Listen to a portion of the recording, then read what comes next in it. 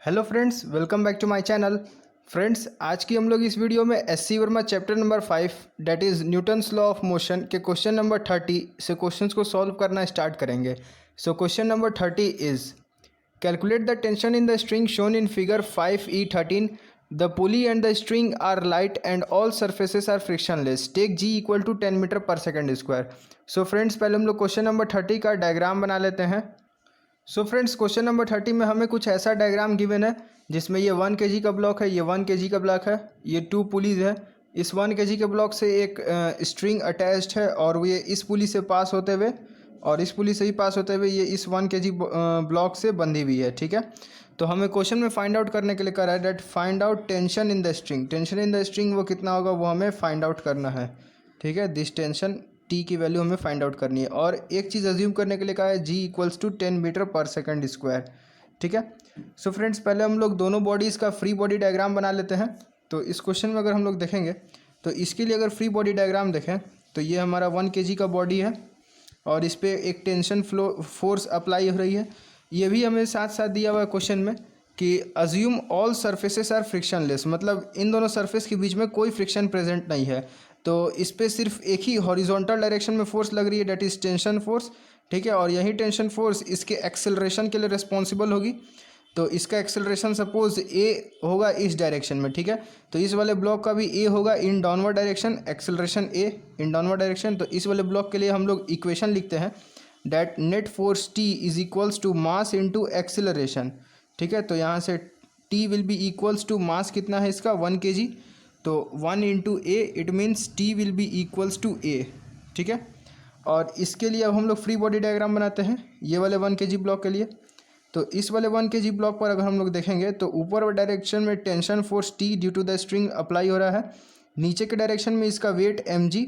ठीक है, और इसका एक्सेलरेशन डाउनवर्ड डायरेक्शन में। तो नेट फोर्स कितना हो जाएगा इस पर mg minus T, it will be equals to mass into acceleration. ठीक है, मास कितना इस ऑब्जेक्ट का 1 kg, तो 1 पुट कर देंगे तो यहाँ से हमारे पास आएगा g minus T, it will be equals to a।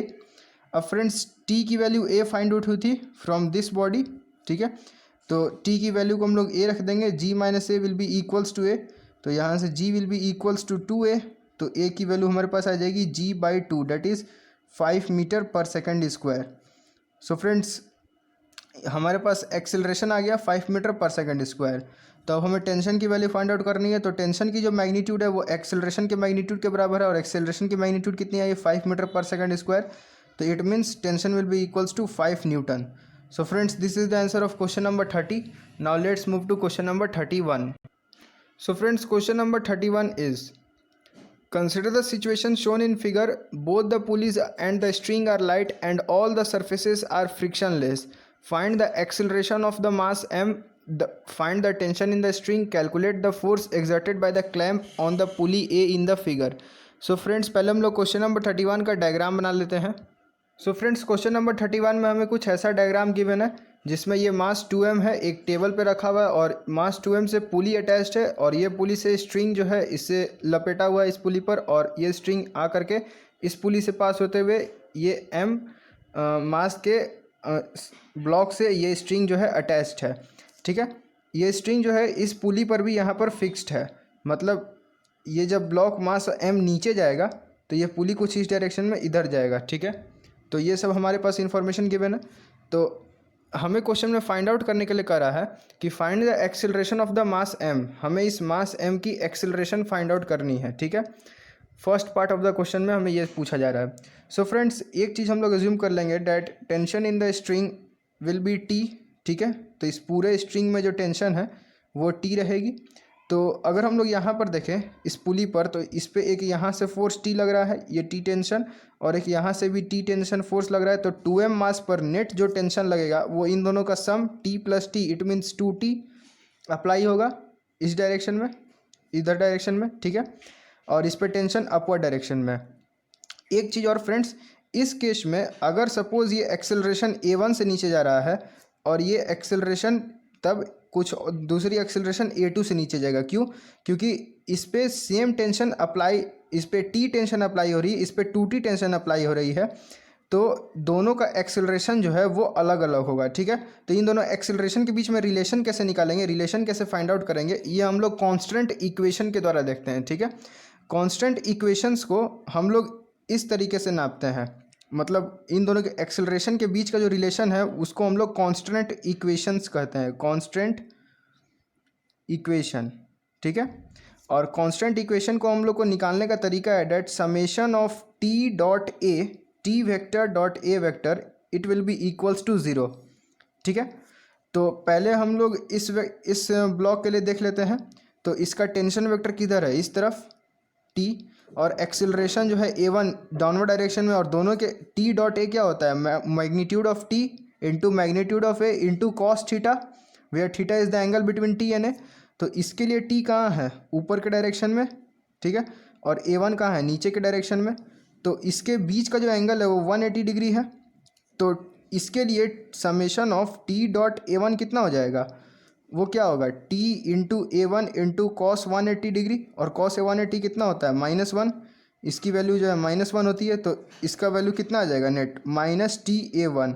तो हम लोग यहाँ पर लिखेंगे इसके लिए समेशन ऑफ टी डॉट ए के लिए -TA1, ठीक है। अब हम लोग इस ब्लॉक पर आते हैं। इस ब्लॉक पर टेंशन किधर अप्लाई हो रही है, 2T इधर, और एक्सेलरेशन भी जो है इसी डायरेक्शन में है, A2, ठीक है। और इसके लिए अगर हम लोग टी डॉट ए करेंगे तो मैग्नीट्यूड ऑफ टी कितना है, 2T। तो यहाँ से 2T magnitude of acceleration A2, और दोनों के बीच का एंगल कितना है, 0। तो कॉस ज़ीरो की वैल्यू कितनी होती है, 1। तो यहाँ से हमारे पास वैल्यू आ जाएगा 2TA2। तो इसके लिए हम लोग यहाँ पर +2TA2 लिख देंगे, it will be equals to 0, ठीक है। और कोई मास नहीं है तो और कुछ हम लोग आगे एडअप नहीं करेंगे, इसको 0 से इक्वेट कर दिए, टी से टी कैंसिल हो गया। तो यहाँ से हम लोग देखेंगे -A1 + 2A2, it will be equals to 0। तो यहाँ से आ जाएगा हमारे पास A1 will be equals to 2A2। मतलब A1 और A2 के बीच में हमारे पास ये कुछ ऐसा रिलेशन फाइंड हुआ, ठीक है। अगर इफ़ सपोज हम लोग अज्यूम कर लें, if A1 equals to A metre पर सेकेंड स्क्वायर, अगर एक्सेलरेशन ऑफ मास m1 को हम लोग A मीटर पर सेकेंड स्क्वायर अज्यूम कर लेंगे, तो A2 कितना हो जाएगा, A2 A1/2 हो जाएगा, A1/2, ठीक है। इट मीन्स A/2 मीटर पर सेकेंड स्क्वायर। तो अगर ये A मीटर पर सेकेंड स्क्वायर से डाउनवर्ड मूव करेगा तो A2 जो है वो A/2 मीटर पर सेकेंड स्क्वायर से इधर हॉरिजॉन्टल डायरेक्शन में ट्रैवल करेगा। तो हमारे पास दोनों एक्सेलरेशन के बीच में रिलेशन आ गई। अब हम लोग दोनों का फ्री बॉडी डायग्राम बनाएंगे और उससे इक्वेशन निकाल कर इसकी एक्सेलरेशन को फाइंड आउट कर लेंगे, ठीक है। तो acceleration of mass free body diagram of mass 2m हम लोग कैलकुलेट करते हैं। ये 2m हो गया, इस पे टेंशन 2T इस डायरेक्शन में, और इस डायरेक्शन में इसकी एक्सेलरेशन A2 है जिसकी वैल्यू A/2 है। तो इसके लिए net force in horizontal direction क्या हो रहा है, 2T अप्लाई हो रहा है, और सरफेस के साथ कोई फ्रिक्शन नहीं है। हमें क्वेश्चन में अज्यूम करने के लिए कहा गया है that assume all the surfaces are frictionless, ये हमें क्वेश्चन में गिवन है। तो फ्रिक्शन नहीं है तो इस पर सिर्फ हॉरिजॉन्टल डायरेक्शन में 2T फोर्स। तो इसके लिए इक्वेशन लिखेंगे 2T will be equals to mass into acceleration A2, ठीक है। तो 2T will be equals to mass, इसका मास कितना है 2m, और एक्सेलरेशन A2 की वैल्यू है A/2। तो 2 कैंसिल हो गया, तो यहाँ से 2T की वैल्यू हमारे पास आ जाएगी m इंटू A। ये हमारे पास ये कुछ फर्स्ट इक्वेशन आ गया। अब हम लोग इस बॉडी के लिए फ्री बॉडी डायग्राम देखेंगे। तो ये हमारा मास m1 है, मास कैपिटल M है, ये सब साइड में है इधर। इस पे एक अपवर्ड फोर्स क्या लग रहा है, टेंशन T, और डाउनवर्ड फोर्स इसका वेट mg, और इसकी एक्सेलरेशन है डाउनवर्ड डायरेक्शन में A1 जिसकी वैल्यू है A मीटर पर सेकेंड स्क्वायर। तो इसके लिए इक्वेशन क्या लिखेंगे, that mg minus tension it will be equals to mass into acceleration, इसकी एक्सेलरेशन A है तो mg minus T will be equals to ma, और t की वैल्यू हम यहाँ से देख सकते हैं that t will be equals to ma/2, ठीक है। 2 को उधर भेजेंगे तो t will be equals to ma/2 आएगा। तो यहाँ पर फर्स्ट इक्वेशन से t की वैल्यू को हम लोग सब्सटीट्यूट कर देते हैं ma/2। तो यहाँ पर लिखेंगे mg minus ma/2 will be equals to ma। तो यहाँ से हमारे पास आएगा mg will be equals to 3ma/2, m से m कैंसिल हो गया, तो यहाँ से a की वैल्यू आ जाएगी 2g/3। और ये a क्या था, acceleration of mass m1, acceleration of mass capital M, और हमें question first part of the question में क्या कर रहा था कि find the acceleration of the mass capital M. तो हमारे पास फर्स्ट पार्ट का आंसर आ गया ये, that acceleration of mass m will be equals to 2g/3। So friends, this is the answer of first part of the question. Now let's C second part. Now friends, second part of the question is find the tension in the string. So friends, part B of the question में हमें tension in the string find out करने के लिए कह रहा है, मतलब इस स्ट्रिंग में कितनी टेंशन है, टी की वैल्यू हमें फाइंड आउट करनी है। तो टी की वैल्यू क्या आ जाएगी, ma/2, और a की वैल्यू हमने 2g/3 निकाली है, तो हम लोग यहाँ से t की वैल्यू को सब्सटीट्यूट करके t की वैल्यू को फाइंड आउट कर लेंगे। तो t will be equals to ma/2 और a की वैल्यू आ गई है 2g/3, तो यहाँ से लिखेंगे m/2 इंटू 2g/3, 2 से 2 कैंसिल हो गया, तो यहाँ से टेंशन की वैल्यू हमारे पास कितनी आ जाएगी, mg/3। So friends, this is the answer of second part of the question. Now let's C third part. So friends, third part of the question is calculate the force exerted by the clamp on the pulley A in the figure। So friends, third part of the question में हमें क्या रहा है कि clamp जो है, ये clamp वो पुली पर कितना फोर्स अप्लाई कर रहा होगा वो हमें फाइंड आउट करना है। तो अगर हम लोग ये जो पुली ए है, ये हमें क्वेश्चन में पुली ए गिवन है और ये हमें क्वेश्चन में पुली बी गिवन है।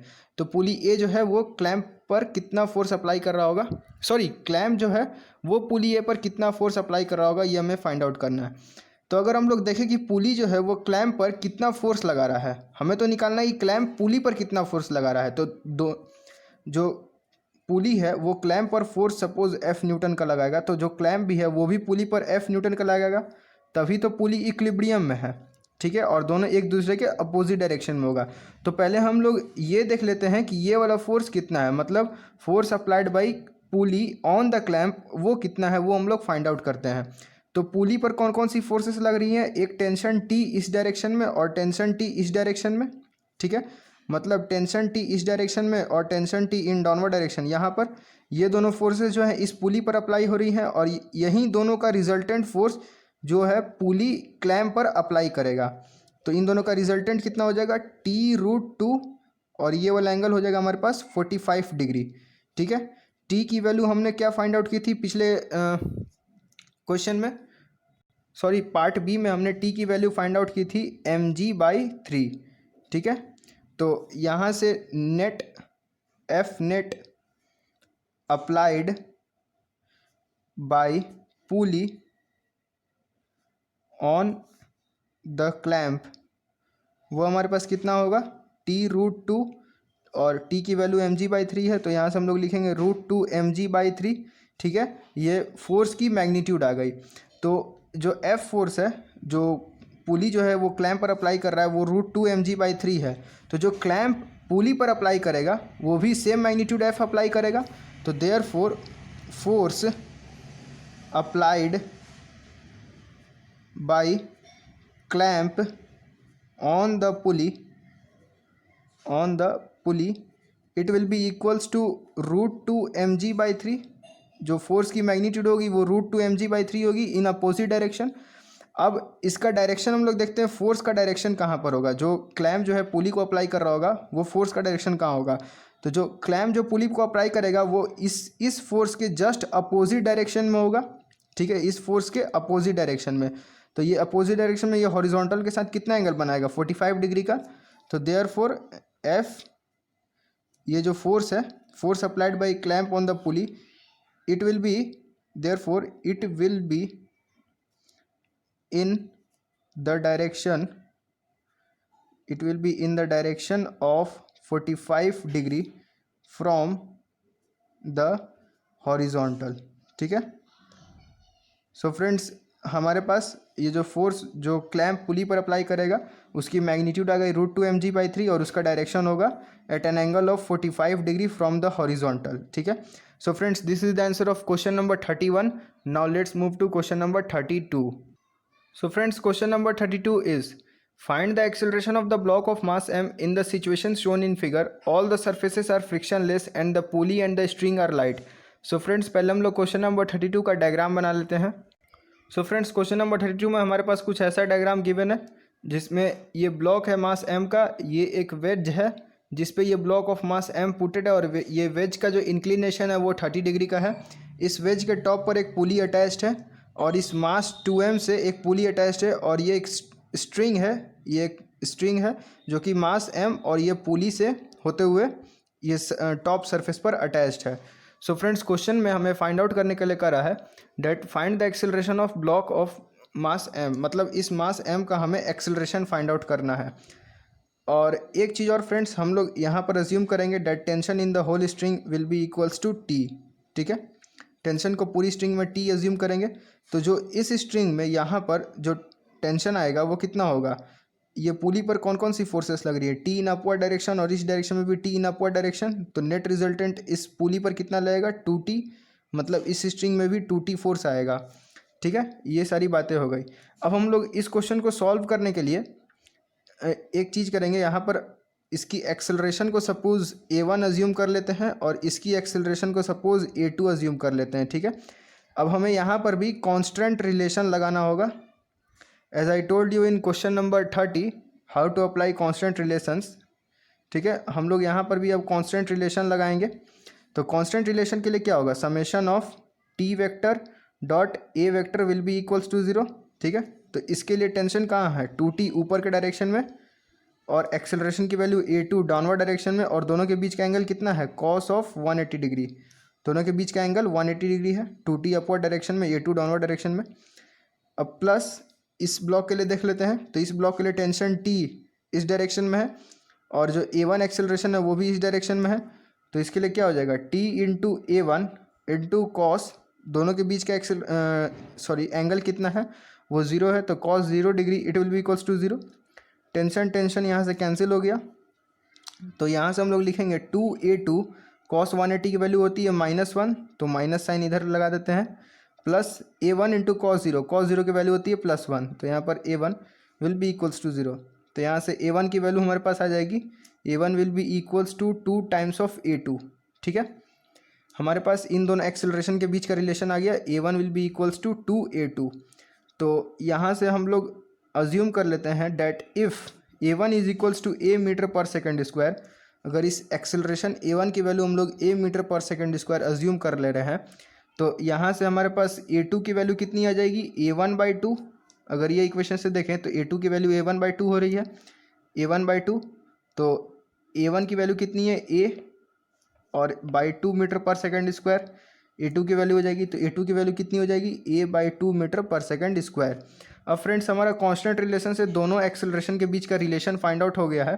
अब हम लोग free body diagram of both the masses बनाएंगे और उसके बाद उन्हीं इक्वेशन से एक्सेलरेशन a1 हम लोग फाइंड आउट करेंगे।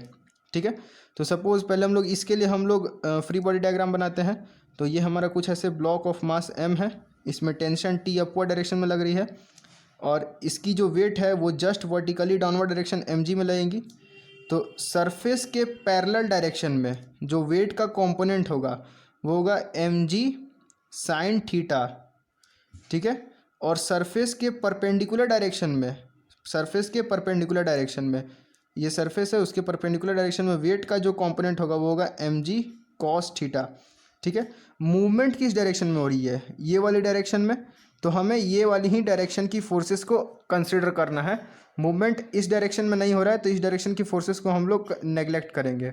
ठीक है, तो ये डायरेक्शन में, और हमने क्या माना है कि ये जो ब्लॉक ऑफ मास m है वो अपवर्ड डायरेक्शन में मूव कर रहा है। ठीक है, अज्यूम किया है अगर a1 की वैल्यू अगर नेगेटिव आएगी तो हमारा माना हुआ डायरेक्शन के अपोजिट डायरेक्शन में एक्सेलरेशन होगा। ठीक है, तो अभी हम लोग माने हैं कि वो ऊपर जा रहा है। ठीक है, अज्यूम किए हैं कि वो ऊपर जा रहा है, तो इसके लिए हम लोग इक्वेशन लिखेंगे, तो यहाँ से आ जाएगा t minus mg sine 30 degree it will be equals to mass into acceleration. तो t minus mg/2 sine theta की वैल्यू, साइन 30 डिग्री की value 1/2 it will be equals to ma। ठीक है, ये हमारे पास एक इक्वेशन निकल के आई।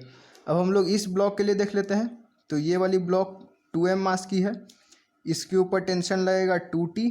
ठीक है, और डाउनवर्ड डायरेक्शन में इस पर फोर्स लगेगा 2mg weight of this block, और इसकी एक्सेलरेशन हमने अज्यूम की थी कि वो डाउनवर्ड डायरेक्शन में a2।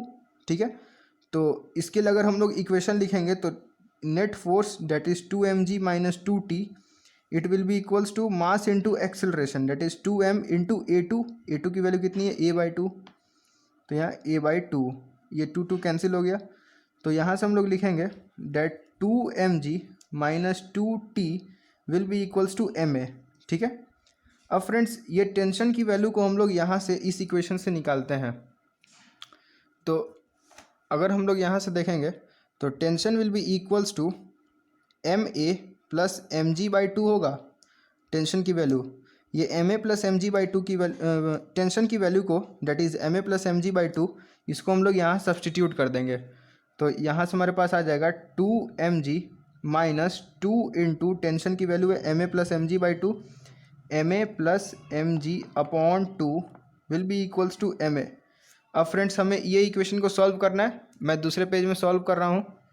सो फ्रेंड्स हमारे पास इक्वेशन था that is 2mg minus 2 into ma plus mg/2 will be equals to m into a। ठीक है। अब हम लोग इसको सॉल्व करेंगे और यहाँ से a की वैल्यू को फाइंड आउट करेंगे। तो यहाँ से देखेंगे 2mg minus 2ma minus 2mg it will be equals to ma। ठीक है। तो अगर हम लोग यहाँ से देखें, सॉरी फ्रेंड्स, ये यहाँ पर ये 2 और 2 कैंसिल हो जाएगा, तो यहाँ 2mg नहीं आएगा, यहाँ सिर्फ mg रहेगा। ठीक है। तो यहाँ से हम लोग देखेंगे 2mg माइनस mg तो बचेगा mg, और ये 2ma को इस साइड भेजेंगे तो 2ma plus ma it will be equals to 3ma। m से n कैंसिल हो गया, तो यहाँ से एक्सेलरेशन की वैल्यू g/3 आ गई हमारे पास। तो ये पॉजिटिव वैल्यू आई है g/3 मीटर पर सेकेंड स्क्वायर। तो हमने पिछले क्वेश्चन में क्या माना था, मैं आपको दिखा देता हूँ। हमने पिछले क्वेश्चन में क्या माना था कि जो एक्सेलरेशन a1 है a मीटर पर सेकेंड स्क्वायर, उसके हम अप द प्लेन, ठीक है, प्लेन के अपवर्ड डायरेक्शन में हमने अज्यूम किया था। और यदि एक्सेलरेशन की वैल्यू नेगेटिव आती तो हमारा assumed direction down the plane हो जाता। लेकिन a की वैल्यू तो पॉजिटिव आई है प्लस g/3, तो हमारा डायरेक्शन, ये जो मास m का जो डायरेक्शन है वो कहाँ हो जाएगा, अपवर्ड्स ऑफ द प्लेन। ठीक है। तो यहाँ से हम लोग फाइनल आंसर लिखेंगे। फाइनल आंसर लिखेंगे that a will be equals to plus g/3 metre पर second square up of the plane. So friends this is the answer of question number 32। Friends आज की हम लोग इस वीडियो में क्वेश्चन नंबर 30 से लेकर 32 तक की क्वेश्चंस को सॉल्व किया है। आगे की वीडियोस में हम लोग आगे की भी क्वेश्चंस को सॉल्व करेंगे। तब तक आप इन सब क्वेश्चंस को रिवाइज कीजिए। अगर आपको कहीं भी डाउट आता है तो आप मुझे कमेंट सेक्शन में कमेंट कर सकते हैं। फ्रेंड्स जो कांस्टेंट रिलेशन का जो कॉन्सेप्ट है, अगर किसी को नहीं समझ में आया तो मैं उस पर एक वीडियो कल को अपलोड कर दूंगा। ठीक है। इसी चैप्टर नंबर 5 के प्लेलिस्ट में ही, चैप्टर नंबर 5 के प्लेलिस्ट में मैं कांस्टेंट रिलेशन का जो वीडियो है, कांस्टेंट रिलेशंस, ठीक है, ये क्या होता है इसके बारे में पूरा इंट्रोडक्शन, पूरा डिटेल्स मैं इस चैप्टर नंबर 5 की प्लेलिस्ट में अपलोड कर दूंगा। आप लोग वहाँ से देख सकते हैं। मैं उसमें कुछ और एग्जांपल्स को ऐड अप करूँगा, कुछ कॉम्प्लेक्स प्रॉब्लम्स को आप लोग वहाँ से देख लीजिएगा, कांस्टेंट रिलेशंस को। और so this all for today, and if you like my videos then please press the like button and share with your friends. Thank you.